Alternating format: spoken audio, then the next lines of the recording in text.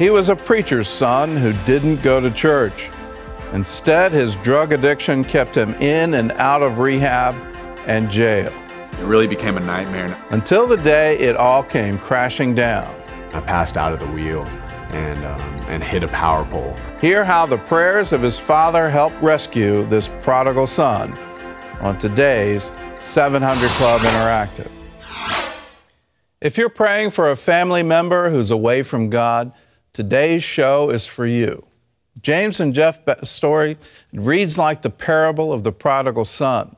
Geoff was a preacher's kid who wanted everything the world had to offer him, and during his years of wild living, his father James faithfully prayed for him. Later in the show, we'll hear from James, but first, here's Geoff's story.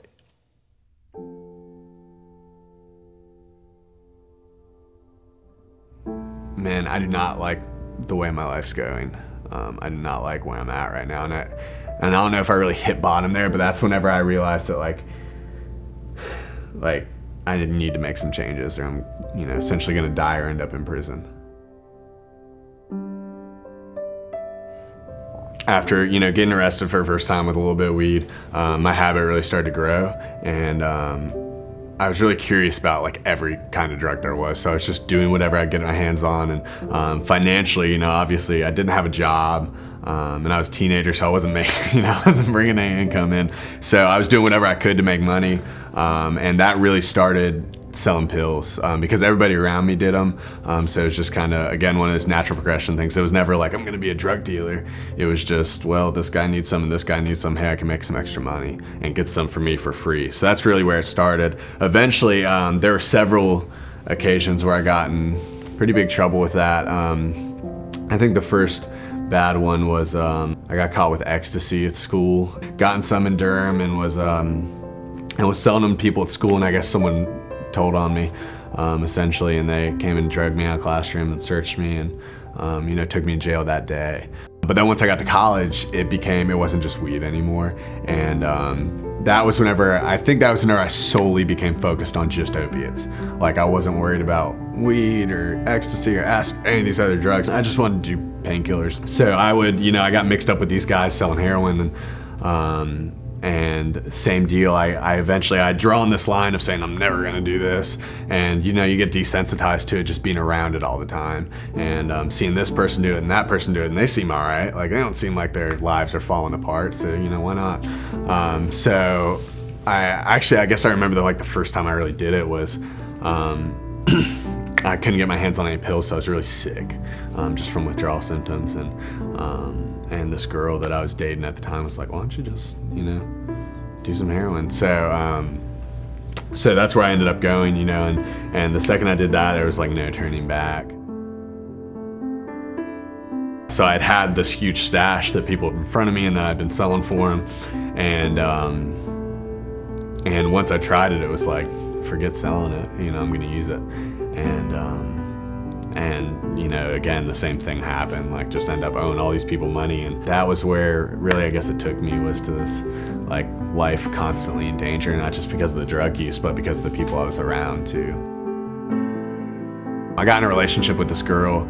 She was a great girl. She was fairly wealthy.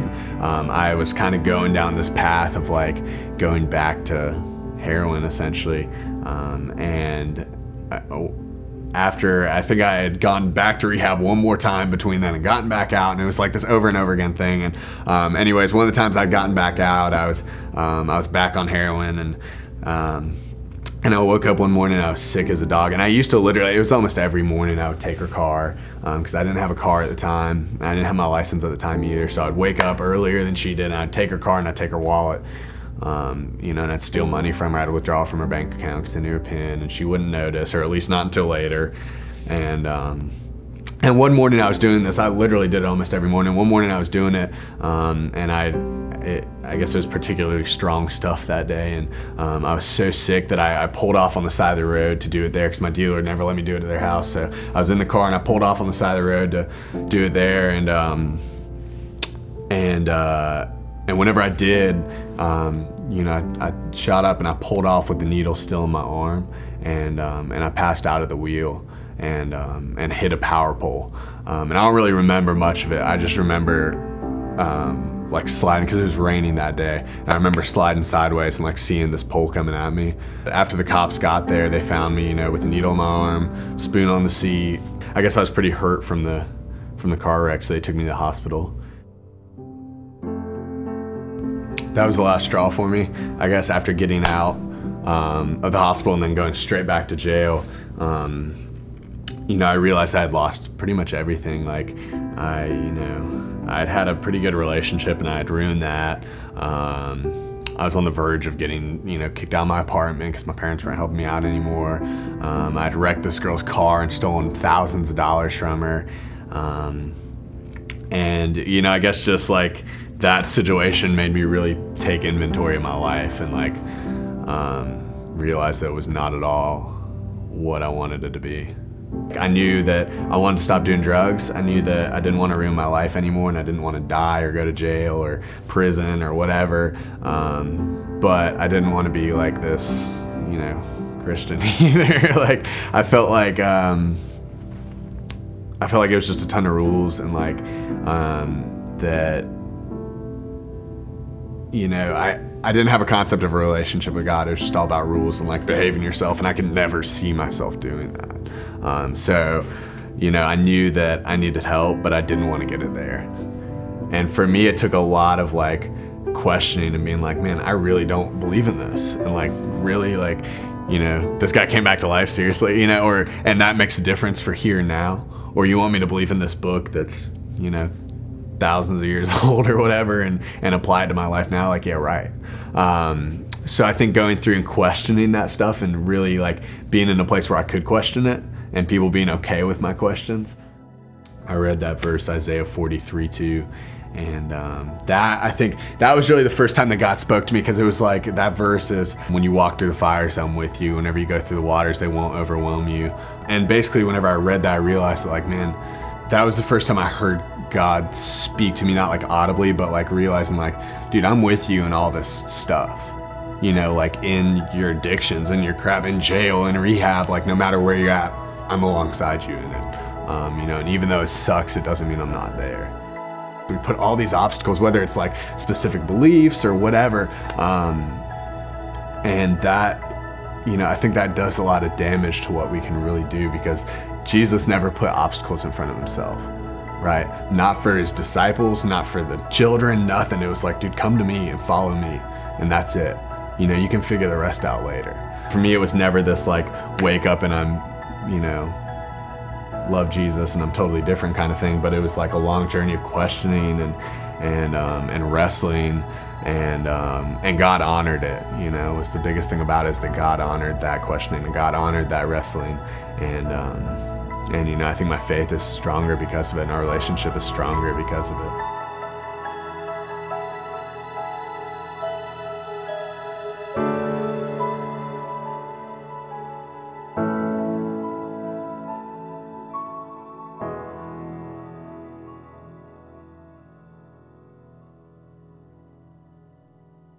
Maybe you're like Geoff and you're wrestling with life. You don't realize yet that you're wrestling with God, and realizing that he's with you no matter what, that you're his child, that he loves you infinitely. Christianity isn't a set of rules. It's a relationship. And Jesus has done it all. He's paid all the price so that you can have a relationship with him for all eternity. He's broken through your sin. He's broken through death. He's broken through it all because he loves you. And he wants you to realize that moment by moment. For many of you, you're wondering, what's it all about? What's the purpose of life? What are we here for? And maybe like Geoff, you took some wrong decisions early on without even realizing what you were getting into. Suddenly you were swept away with it. And then you got to a point where you couldn't even control it anymore. And all you look forward to every single day is, how can I get more? How can I satisfy this compulsion? What can I do to feed it? And maybe you haven't gotten that bad, but you're wondering, what's this about? You're wrestling with it. And maybe like Geoff, you have the same questions. What does a 1,000, 2,000-year-old book have to do with me? I don't want to, be like these other Christians I see. I don't want to be that. Well, I've got good news for you. Jesus came for you. And regardless of what you see around you, all you have to do is call out to him. And when you do, you'll have a relationship. It's the beginning of it. He's just waiting for you to turn. And here's a very simple prayer for you. Jesus, if you're real, if you're there, if you can hear me, could you show me? Could you show up for me? And if you pray that with all of your heart, this isn't something where you joke around, but if you pray it with all of your heart and you really mean it, he'll show up. That's what the Bible promises. When you seek me with all of your heart, then you will find. If you want this, if you want him in your life, it's not a set of rules, but it's the amazing thing that the creator of the universe, by him and through him, all things were made. That creator wants to know you and wants you to know him. And he'll guide you, he'll direct you, he'll show you the way to go. It's not a set of rules. It's a way to a wonderful adventure with him. If you want it, all you have to do is pray that prayer. If you need help with that prayer, we're here for you. All you have to do is pick up the phone and call us, 1-800-700-7000, and just say, yes, I want to know this Jesus. I've heard he can do things. I heard he can change my heart. He can change my life. We're here for you. All you have to do is pick up the phone. Well, you've heard Geoff's story, but only his side. After the break, Geoff and his father join us live. Find out how James Banks used prayer to bring his prodigal home. You don't want to miss this. Don't go away. Well, welcome back. I'm joined by Geoff Banks. You just saw his story, and also his father, James Banks. He is the pastor of Peace Church in Durham, North Carolina, and author of Prayers for Prodigals. And it's good to have you. Yeah, thanks for having us. Yeah. It's great to be here. Yeah. James, let's start with you. You've put out this wonderful book, Prayers for Prodigals, and it's your own journey. How long was your journey? You know, Geoff was addicted for 7 years, and in one form or another. And so, we went through, we did everything that we could, and you get to the point where, what else can you do but pray? When did you first know he was addicted? I think that really struck home in high school, a little later on in high school when things got real rough, and he'd gone through one school and got kicked out, and then through another, and eventually we had to homeschool him. And that was the only way he was going to get through. And at that point, we knew we had a problem. What did you do at that point? I mean, how did you reach out? Did you try to get educated on addiction? Did you? Well, we did. We had gone through the Duke Intensive Outpatient Rehab actually a couple of times there in Durham where we were, and tried to get educated, tried to learn all we could, but at the same time, there were times where I think I was, I didn't do this kind of stuff when I was a kid, and so I responded in anger, I responded legalistically, and that wasn't the best example. I didn't raise you to do this. Exactly. Yeah. And I imagine you had self-doubt along the way. Oh, yeah. Well, did I do something? Exactly. You look at yourself and you think, where did I go wrong? What did I do? And I remember talking with Geoff about that one time, and he said, Dad, it wasn't what you did. I made my own choices, basically. But still, it's a burden to carry. And the beautiful thing is that that's where God meets us. And that's certainly what he did for us. Tell us about the journey of prayer. I imagine in the first years of this 7-year journey, it was, let's claim the promise of God. Let's hold on to the promise. Let's declare victory. Right. And then it went to, that's not happening. You're so right. I mean, there's this back and forth. You know, you think that okay, it's going to happen, and you learn not to depend on your feelings. My wife and I used to have this saying that was, today was a good day, when we went through a day and there wasn't any drama with Geoff. You know, the phone doesn't ring in the middle of the night, that kind of thing. And I think that's a story a lot of people don't know. When you're living with addiction, there's always drama. Well, there is, and you know, here at this point, he's living in another city, and there's only so much we can do. But we know we have to stay in his life, because if we don't, then who's there? You know, and so we've got to keep the communication open with him. But I think that's a lesson a lot of people don't know. Yeah. When they talk about tough love, they talk about, well, let's force a bottom. And not realizing with addiction, bottom can be death. Well, that love has got to be tough on us as well. You know, it's got to be that kind of thing that says, I'm going to love him no matter what. You know, sometimes we talk about tough love and it's like, well, go away, kid, you bother me. You know, I mean, that's kind of the human that's not love. That's not love. Yeah. Yeah. Well, at what point did you know you had victory? Well, we really knew we had victory after Geoff had gone through Christian Recovery House, and there was one particular day, it was interesting, we went to get Geoff a pair of shoes. He was back visiting us in Durham, and he says, you know, here's something I really want you to listen to, and he plugs his phone into the radio in the car. I'm thinking, great, you know, here's another song I'm going to have to theologically critique, you know.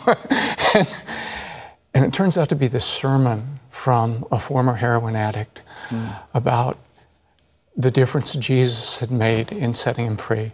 And my wife and I are both sitting, Geoff's in the back seat, my wife and I are both sitting in the front seat. You know, we're doing our best to just fight back the tears. And that day I realized, wow, you know, this was something only God could do. And I think so often we had tried to do it in our own strength, and we needed to come to that place of just being, you know, desperate. And in His mercy, He met us and gave us what we needed. And that's the key. That's the key to recovery, is that surrender. Yeah. I can't do this. And it's not about willpower. It's all about Him. Yeah.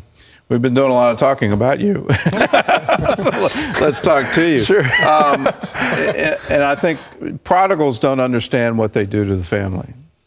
When did it dawn on you what was going on? Not until much later. Not until I didn't realize the effect that my actions in my life had made until I had cleaned up. You know, because whenever you're in it, you're so focused on kind of just surviving and getting your next fixed and getting the next day that you're not thinking about anybody else.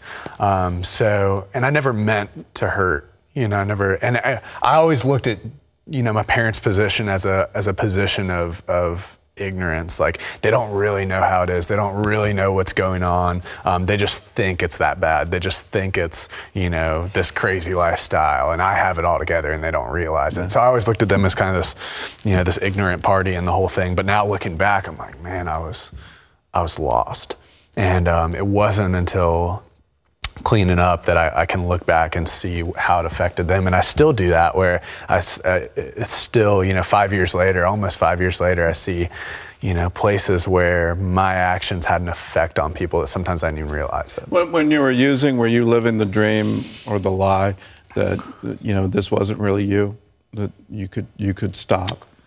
Yeah, definitely. I thought that my like recurring thing, even whenever I was older, meaning, you know, 20, 21, I always thought that I would like grow out of it one day, and that one day I just wouldn't want to use anymore, that it just wouldn't be an interest anymore, and that I could just kind of have a good time now, and later on I'll just kind of float on out. Okay, yeah, and that obviously never happened.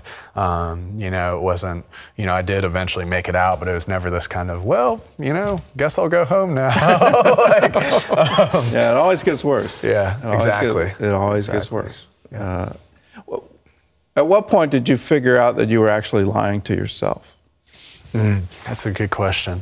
I think whenever I really realized the depth of my addiction was I'd gotten in this, I had taken my girlfriend at the time, I'd taken her car and taken some money from her, and I'd gone to get my fix in the morning. I used in the car and took off, needle still in my arm, and I passed out at the wheel. And I hit a power pole, and I remember waking up in the hospital not knowing what happened, and having this like feeling of doom, like, oh my gosh, what have I done? And I remember that kind of being the moment where I realized like the gravity of my situation and like the effect that it's had on not only myself but other people, you know. What's your dream now? Man, I don't know. You know, I love what I do now, being able to I've always thought that I would be in ministry whenever it comes to addiction and things like that, but I've ended up in student ministry with high schoolers at Port City Church in Wilmington, and it's been so awesome to realize that now, like, for the most part, it's getting to them before they go down that path, for most of them, and being able to love them there. And it's kind of this proactive thing instead of reactive, and that's really where God has me now. And I think it's somewhere where I'm going to be for a while, is with students. So. And that would be a good thing. Yeah, I love it. Yeah, that would be a good thing. Yeah. Mold them, shape them, and yeah.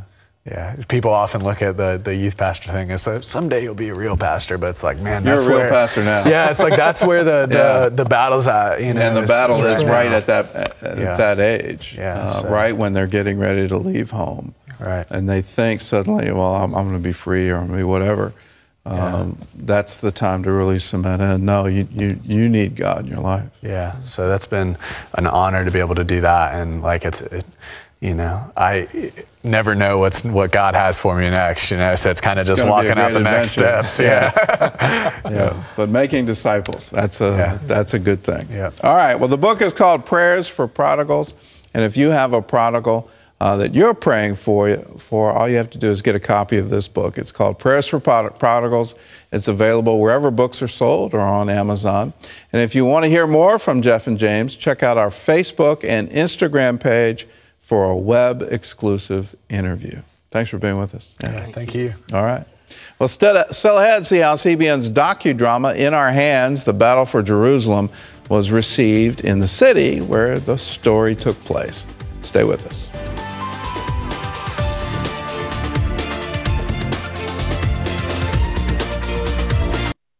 Well, last week I attended the In Our Hands premiere at a gala event in Jerusalem. I was curious to see how Israelis would receive the film. CBN Middle East Bureau Chief Chris Mitchell brings us their reaction. The film marks 50 years since Israel's victory in the 1967 Six-Day War. One of the guiding verses for me for this whole project is Psalm 126. Then they said among the nations, the Lord has done great things for them. It's with great joy I say to you, the Lord has done great things for you. The film follows the life of several paratroopers as they fought critical battles to reunite the city under Jewish sovereignty for the first time in 2,000 years. They attended the event and honored the film's writer and director, Aaron Zimmerman. I want to tell to all of you that she does a wonderful work. Very excited. It brought me back to the moment when we broke through the Lion's Gate. My biggest fear was somebody saying, well, that wasn't really right, or it didn't really happen like that. And so to get the seal of approval from all 4 of our paratroopers who were here tonight was an amazing blessing for me. The film has been a big hit in the U.S., but how did it play in Israel? As an Israeli, I must say that I have not seen for a very long time such a great expression of a true storytelling of what really happened here. It was really inspirational and really amazing to be able to see, especially the old original footage. It gave you a real sense of how the war was. What a testimonial to Israel. What I didn't expect was also the feeling that the soldiers have after losing their comrades, and that mourning that they go through, but the film ended with such a high note of Zechariah 8. The Israeli actors felt honored to be a part of the film. Wonderful, wonderful, wonderful. It was very, very pro-Israel. It was amazing to feel a part of it. Some Israelis were surprised that Christians would make such a film to honor Israel. It's heartwarming. We have friends who care. Yes, I've just learned about it, that Christians love Israel. It was very surprising, a good surprise. Chris Mitchell, CBN News, at the Cinematheque in Jerusalem. Well, the film is now out on DVD, and if you'd like to get a copy of In Our Hands, The Battle for Jerusalem, all you have to do is call us, 1-800-700-7000, and for a gift of $15 or more, we'll send you the DVD. And it's got a special extra on Operation Focus. That's a 20-minute story of how the Israeli Air Force gained air dominance during the Six-Day War. Their attack on the Egyptian Air Force, that's a special DVD bonus on this. It was a thrill to be in Jerusalem for the premiere there and to have the paratroopers who fought the battles stand up and cheer and applaud and give a standing ovation to the film. It shows the accuracy of it, the history of it, and the inspiration of it. So if you want it, give us a call, 1-800-700-7000. We leave you with this word from John: I have no greater joy than to hear that my children are walking in the truth. May your children be walking in the truth today. God bless you. We'll see you again.